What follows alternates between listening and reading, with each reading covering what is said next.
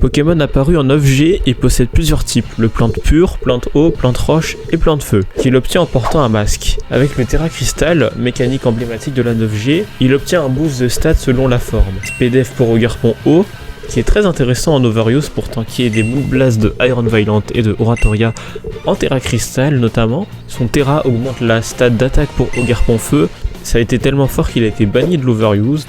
Et enfin c'est la défense qui est augmentée pour Ogerpon de type roche en Terra.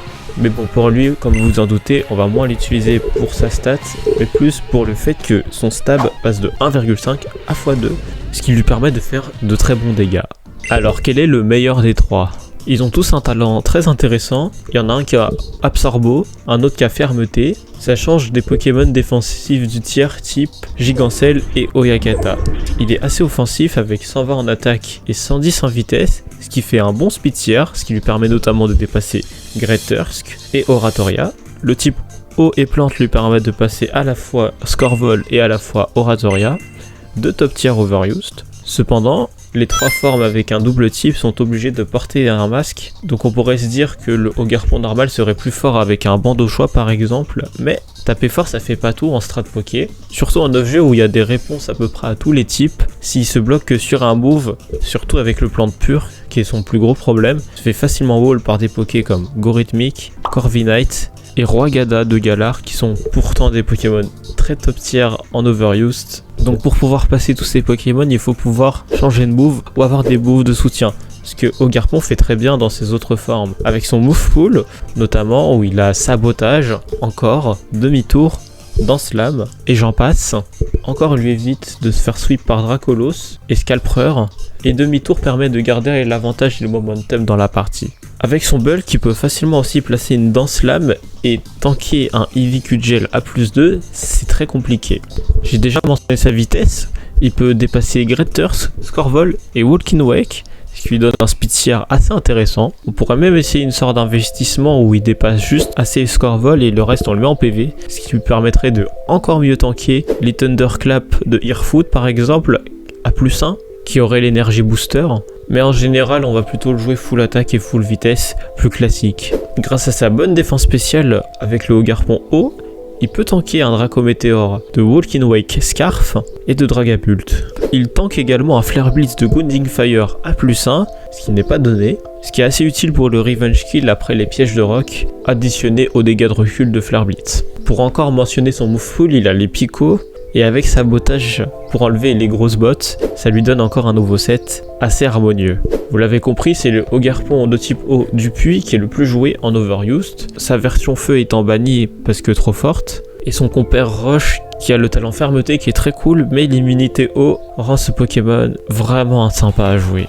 Donc pour le classement, on a Ogerpon feu qui est en Uber, Ogerpon eau qui est en Overused, Ogerpon roche et Ogerpon normal qui sont en Underused. Je vais vous illustrer ça avec quelques matchs. Je vais donc vous présenter une team très sympa autour de ce Ogerpon que je vais jouer avec encore une Danse Lame, voilà, c'est assez classique. Ensuite je joue un Scorvol avec un séisme et qui met les pièges de rock. Et demi-tour pour pivoter. Ensuite je joue Rugilune qui sera mon wallbreaker Terra Ténèbres, son knock-off Choice Band fera de très bons dégâts et qui peut one-shot Scorvol après les pièges de rock. Je joue Iron Violent Scarf pour dépasser les Lansauriens et les Mioscara. Je joue Slowking Galar Terra Poison pour faire plus mal sur les Chase Bombs, mais c'est pas le plus important. Full SPDF pour tanker les Godenglo, les menaces spéciales ennemies, et je joue un Godenglo moi-même pour passer les Terra Ferry. Ok, on trouve un adversaire qui s'appelle Oxpleller, 1440 de ladder, je tourne autour des 1400 dans le ladder. On devrait pouvoir tomber sur des matchs assez intéressants. Ok, on peut voir une team assez classique en face évidemment.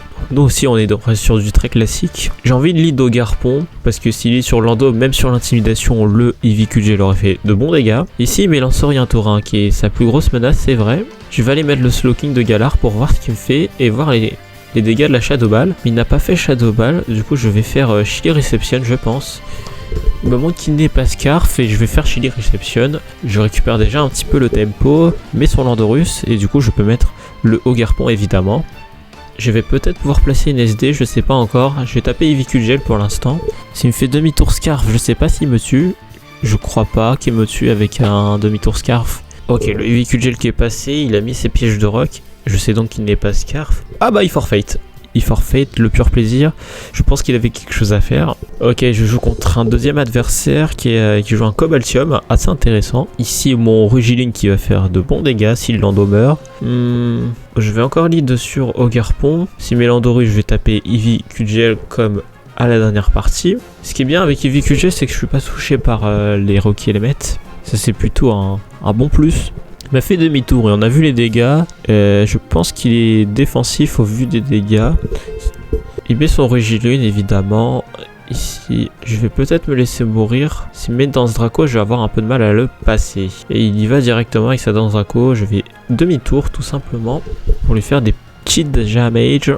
Il fait taunt, il m'empêche un potentiel toxique. Ici, je vais mettre mon propre Rugilune qui est ma seule façon de lui passer finalement. Il me one shot et je crois que je vais me faire sweep en fait par ce Rugilune en face. J'aurais dû... Ok, je me suis fait honteusement sweep par ce Rugilune. J'aurais dû taunt avec Ogarpon, ok. Je ferai pour la prochaine fois.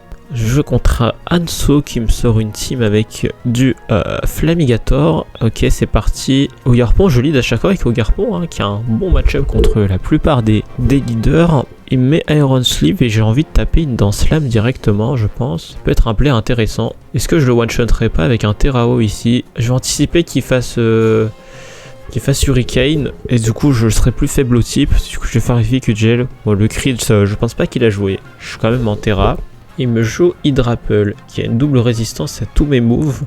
J'ai envie de voir quand même les dégâts de Terra. Du coup il se fait one shot. Il se faisait pas Terra, il se faisait pas one shot. Assez étonnant de l'adversaire qui a dû anticiper un switch. Et il forfait. Bon, des matchs très expéditifs aujourd'hui. Mais bon, que voulez-vous? Bon, on aura montré que Ogarpon était un lead assez intéressant. Et qu'il aurait empêché le sweep de Rugilune si j'avais bien joué.